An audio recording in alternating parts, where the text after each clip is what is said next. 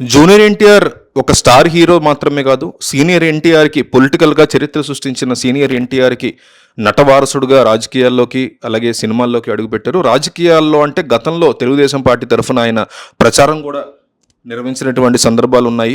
నటుడుగా రాజకీయ నాయకుడుగా కూడా మంచి గుర్తింపు ఉండింది ఆయనకి గతంలో. సినిమా ఇండస్ట్రీలో గ్లోబల్ స్టార్గా ఎదిగినప్పటికీ ఆయన పొలిటికల్ ఎంట్రీ మీద రాజకీయ వర్గాల్లోనూ అలాగే అభిమానుల్లోనూ ఎప్పుడూ ఏదో ఒక డిస్కషన్ నడుస్తూనే ఉంటుంది. తమిళనాడులో ప్రముఖ హీరో విజయ్ రాజకీయ పార్టీ పెట్టి సూపర్ హిట్ కొట్టిన తరహాలోనే ఆంధ్రప్రదేశ్లో జూనియర్ ఎన్టీఆర్ కూడా తారక్ అడుగు పెడితే బాగుంటుంది అని చాలామంది భావిస్తున్న పరిస్థితి ఉంది.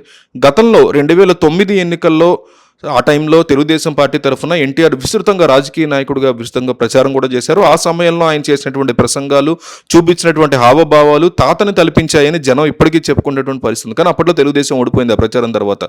ఆ ఎన్నికల ప్రచారం తర్వాత ఆయన ప్రత్యక్ష రాజకీయాల నుంచి ఓడిపోవడం వల్ల ఇంకో కారణం వల్ల దూరంగా ఉంటూ పూర్తిగా తన సినిమా మీద, కెరీర్ మీద దృష్టి పెట్టారు. అయినప్పటికీ కూడా పార్టీల యొక్క గెలుపోవటములతో సంబంధం లేకుండా ప్రతి ఎన్నికల సమయంలో తారక్ పేరు రాజకీయ తెర మీదకి రావడం అనేది తెలుగు రాష్ట్రాల్లో ఒక అలవాటుగా మారిపోతూ వచ్చింది. ఆయనకున్నటువంటి మాస్ ఇమేజ్ కావచ్చు, ప్రజా ఆకర్షణ వల్ల కావచ్చు, ఎప్పుడు ఆయన రాజకీయాల్లోకి వచ్చినా ఒక పెద్ద సంచలనంగా అది మారుతుంది అని విశ్లేషకులు కూడా భావిస్తున్న పరిస్థితుంది. ఈ మధ్య కాలంలో సామాజిక మాధ్యమాల్లో ఎన్టీఆర్ పొలిటికల్ ఎంట్రీ మీద పెద్ద ఎత్తున ఊహాగానాలు వస్తున్నటువంటి పరిస్థితుంది. ఊరు వాడ అనేటువంటి పేరుతో పెద్ద ఎత్తున సేవా కార్యక్రమాలు నిర్వహించడానికి అభిమాన సంఘాలు సిద్ధం కావడం, తిరుపతిలో ఒక భారీ సమావేశం జరగబోతోందనేటువంటి వార్తలు రావడం అనేది ఈ ఊహాగానాలకి మరింత బలాన్ని చేకూర్చింది అని చెప్పుకోవచ్చు. అభిమానులు ఎంతో ఉత్సాహంగా బ్యానర్లు కడుతూ ఆయన రాజకీయ ప్రయాణం జరగబోతోంది అనేటువంటి ప్రచారం కూడా చేస్తున్నారు. అయితే మొత్తం వ్యవహారం మీద ఎన్టీఆర్ కార్యాలయం క్లియర్గా స్పందించింది. ఈ వార్తల్లో ఎలాంటి నిజమూ లేదు అని కూడా స్పష్టం చేయడం జరిగింది. తాము సినిమాలతోనే బిజీగా ఉన్నామని, ప్రస్తుతం ఎలాంటి రాజకీయాలకు సంబంధించినటువంటి ప్లాన్స్ లేవని కూడా వాళ్ళు తేల్చెప్పడం అనేది జరిగింది. రాజకీయాల్లోకి రావడం అనేది ఒక వ్యక్తిగత నిర్ణయం అయినప్పటికీ నందమూరి అభిమానులు మాత్రం తారక్ ఎప్పటికైనా ప్రజాసేవలోకి రావాలి అని బలంగా కోరుకునే వారు ఎక్కువగా ఉన్నారంటారు.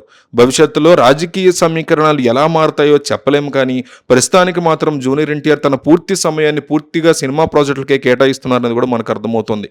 ఒకవైపు పాన్ ఇండియా సినిమాలు చేస్తూ అంతర్జాతీయ స్థాయిలో గుర్తింపు తెచ్చుకుంటున్నటువంటి తారక్ భవిష్యత్తులో ఎప్పుడైనా రాజకీయాల్లోకి వస్తే అది తెలుగు రాష్ట్రాలకు ఒక పెద్ద డిస్కషన్ పాయింట్గా మారుతుంది.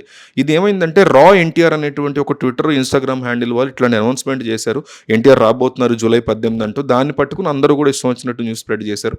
అయితే ఫ్యాక్ట్ ఏంటంటే మనకున్నటువంటి స్ట్రాంగ్ ఇన్ఫర్మేషన్, ఎన్టీఆర్ అసోసియేషన్ నుంచి నేను తెప్పించుకున్నటువంటి ఇన్ఫర్మేషన్, స్ట్రాంగ్ ఇన్ఫర్మేషన్ ఏంటంటే జూలై 18 అరౌండ్ ఆ డేట్స్లో ఒకరోజు ఊరువాడ అనే కార్యక్రమాన్ని ఎన్ని ఫ్యాన్స్ అసోసియేషన్ స్టార్ట్ చేసినట్టు ఒక సర్వీస్ మోటివ్లో మాత్రం స్టార్ట్ చేయబోతున్నారు ఎన్టీఆర్ ఫ్యాన్స్ అసోసియేషన్ వాళ్ళు.